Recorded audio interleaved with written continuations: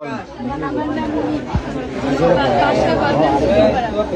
আমি ফাইরোলজির কাছে প্রাইভেট করে যাইতেছি নাজিম হুজুর ছেলে পাঠাইয়া আমার ডাকছে।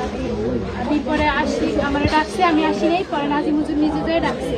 আমি আইসি পরে সালাম দিছি। নাজিম হুজুর বলে কি যে তুমি আমরা আবার তার আগে দিন স্কুলে গেছিলাম, তারপরে সে বলে যে তুমি কি কালকে ওই দুষ্টুমির বিলে ছিলা নাকি, তারপরে তুমি একটা ভালো মেয়ে নর্মাল না হলো, তুমি এইসব কি করে করলাম। আমি বলছি জি হুজুর আমি কি করে আমি তো এইসব বলি, মানে আমরা যে কি করছি, আমরা যে মাঠে দাঁড়াইছি তারপর হুজুর ডাকছে চলে আসছি, আমরা এখানে কি করছি, আমরা তো কিছু করিনি। কয় তোমার নাম্বারটা আমার দিয়ে যাও। বলছি নাম্বার আমার কোনো নাম্বার নাই, তোমার বাসার নাম্বার দিয়ে দাও। বলছি বাসায় আমি ফোন ধরি না। সে বলে যে তোমার মোবাইল কিনে দিব, তুমি আমার সাথে কথা বলো। বলছি আমি পারবো না। ফিরে দিন কি বলছেন আবার বলুন। সে বলছে যে তোমার সিম কিনে দিব, মোবাইল কিনে দেবো, তুমি আমার সাথে কথা বলবো। আমি কিছু পারবো না। কয় তারপরে পরের দিন বলে কি তুমি খাইরুলজির কাছে কয়টায় প্রাইভেট করো। আমি বলছি 6টা থেকে 7টা। কয় তুমি যেই কয়টায় প্রাইভেট করো তার আগে আসবো, তোমার সাথে কথা আছে।